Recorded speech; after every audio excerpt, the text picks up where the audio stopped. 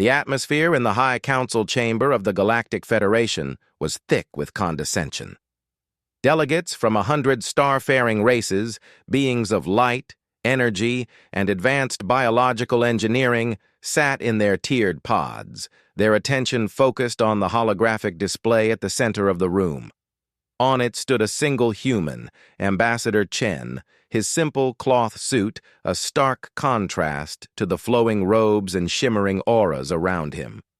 The subject of the day was humanity's application for protective membership.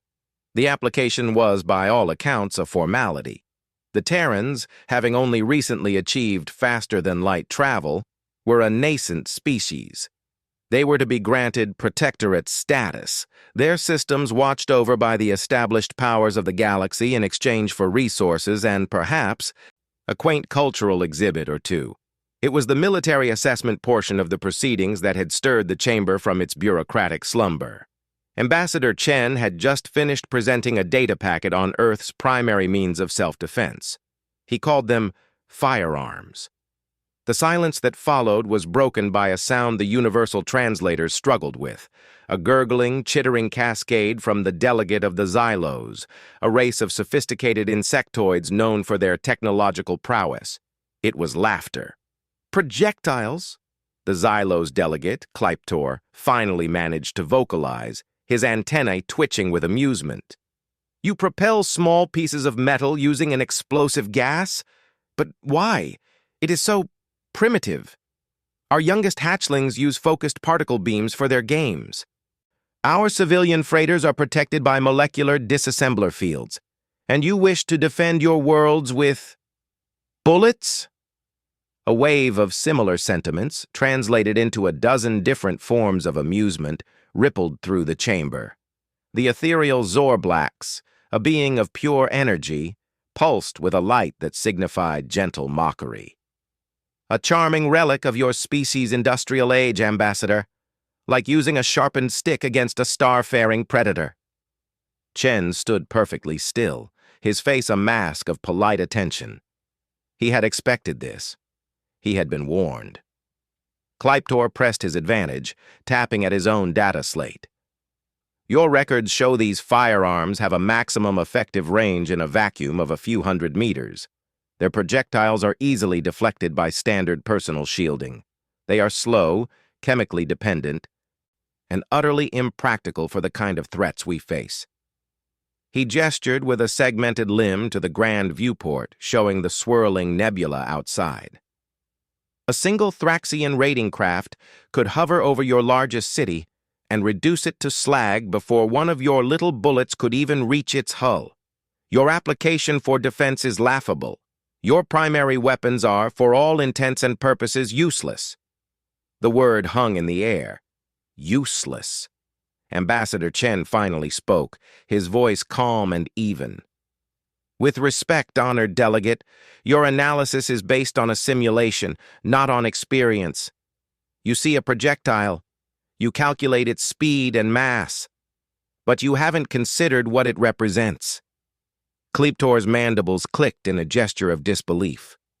And what profound philosophy does a lump of lead represent, Ambassador? And the futility of effort? Chen offered a small, knowing smile.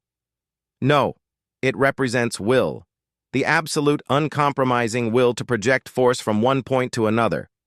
Our weapons are an extension of that will. They are simple, reliable, and brutally effective at one thing: delivering a message. The council chamber was quiet now, the mirth replaced by a puzzled curiosity. The other delegates leaned in, intrigued by the human's strange defense of his primitive tools. You speak of shields, Chen continued, his voice gaining a subtle edge. And you are correct. The personal energy shields of a Xylos warrior, for instance, are calibrated to deflect energy weapons, plasma, lasers, particle beams. They are designed to dissipate a directed energy flow. They are not designed to stop a half-ounce piece of lead traveling at 3 times the speed of sound. The energy is not dispersed, it is transferred. It's a different kind of physics. It's a different kind of violence. He let that sink in. You see a slow projectile, But in the time it takes your energy weapons to recharge, a human soldier can fire 30 of them. You see a projectile that can be deflected, but a high-velocity, armor-piercing round isn't meant to be deflected. It's meant to penetrate. It's meant to punch a hole through whatever it hits, be it a shield generator, an engine casing, or the armor of a war machine. Klyptor scoffed, but it was less confident now. Hypotheticals. The gap in technology is too vast. It's like a Stone Age tribesman threatening a battlecruiser with a spear. A spear is a good analogy, Chen agreed. Simple, effective. But our firearms are spears thrown with the force of a thunderbolt. And you are right. The gap is vast, but gaps can be closed. History has shown us that the most dangerous opponent is not the one with the biggest ship or the brightest laser. It is the one who, when told his weapon is useless, looks you in the eye and fires it anyway. He tapped his own data slate. I have submitted a formal request. To demonstrate the uselessness of our weapons, I ask that the Council authorize a live fire exercise. The target, a decommissioned Xylos raider of a common class, equipped with its standard defensive systems. The weapon, a single human-built coil gun artillery piece. The chamber erupted. Such a thing was unheard of.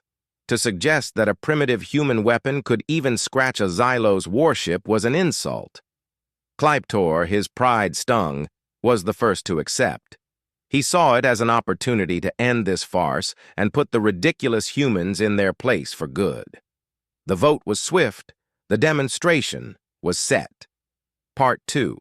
The proving grounds were a desolate asteroid field on the edge of Federation space.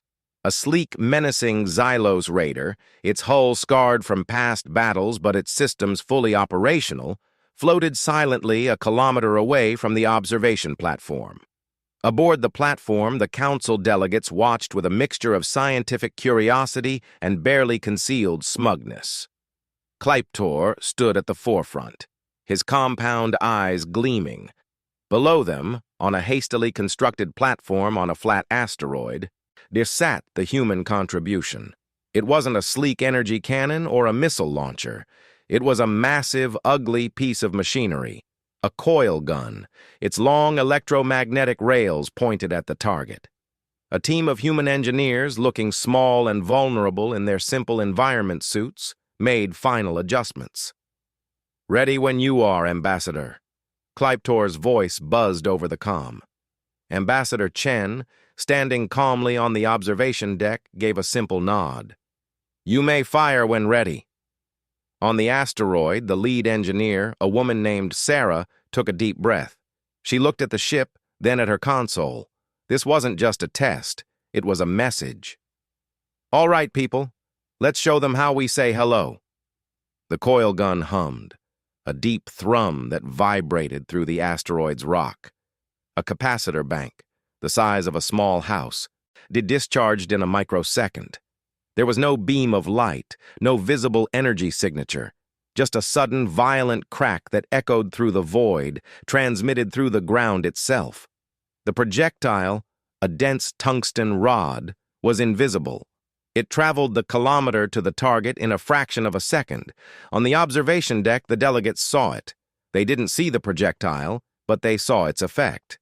The Xylos raider, a symbol of advanced military might, suddenly lurched. A section of its reinforced hull just aft of the bridge didn't just spark or scar. It crumpled inward as if a giant invisible fist had punched it. A cloud of debris and atmosphere burst from the wound.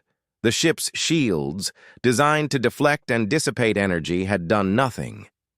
The energy from the impact wasn't something they could spread out. It was a single, impossibly concentrated point of kinetic force. The shields flared for a microsecond, then simply failed as the physical object passed through the field and struck the hull. The internal bulkheads, not designed for such trauma, shattered. Then, a few seconds later, the secondary explosions began. Fuel cells, ammunition storage, the raider's own payload was detonated by the catastrophic damage. The ship broke in two. a brilliant silent fireball expanding to consume the wreckage. Silence reigned on the observation deck. The smugness was gone. The condescending smiles were wiped away. Kleeptor stood frozen, his mandibles parted in a silent rictus of shock. The being of pure energy, the Zorblax, flickered with an emotion it couldn't quite name. Fear. That? Kleeptor started, his voice a dry rasp. That is impossible. Our hulls can withstand a direct hit from a plasma cannon. No, Chen said quietly, his eyes fixed on the expanding cloud of debris that was once a warship. It can withstand energy. That wasn't energy. That was a piece of metal, traveling at a velocity your designers never conceived of because they never had to. They built shields to stop heat, to stop light, to stop radiation. They didn't build them to stop a rock. He turned to face the council. His expression was not triumphant, but grave. You called our weapons primitive, useless, but you were measuring them against your own standards of war.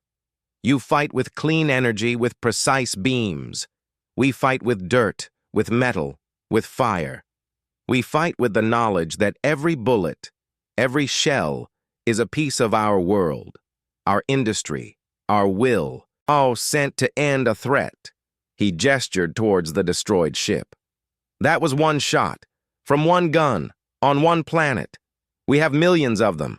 We have guns that fit in a pocket, and guns that can bombard a continent from orbit. We have bullets that can pierce any armor you've ever built, and shells that can level any city you've ever founded. You looked at our technology and saw a spear. You failed to see the hand that throws it. You failed to see the billions of hands behind that one, in factories, in mines, in foundries, all working with a single, shared purpose, to ensure that when a human decides to project his will, nothing in the universe can stop it. The silence stretched on, heavy and profound. The delegates looked from the human ambassador to the debris field, then back again. The calculation in their minds was shifting and recalibrating. This wasn't a primitive species begging for protection. This was something else entirely. Kleeptor finally spoke, his voice devoid of all mockery. What do you call this weapon, Ambassador? Chen allowed himself a small, humorless smile. We call it a reality check, but officially, it's a Mark IV coil gun. We've had the design for about 150 years. We just never had a reason to use it in space before. He walked away from the viewport, leaving the council to stare at the wreckage. The laughter was long gone. In its place was a new, uncomfortable understanding. They had invited a wolf into their fold, thinking it was a sheep, and the wolf had just shown them its teeth. The vote for protectorate status was quietly tabled. A new motion was put forward, one for full strategic partnership. It passed unanimously. Humanity had earned its seat at the table, not by asking for protection, but by proving that when threatened, they could give as good as they got, and then some.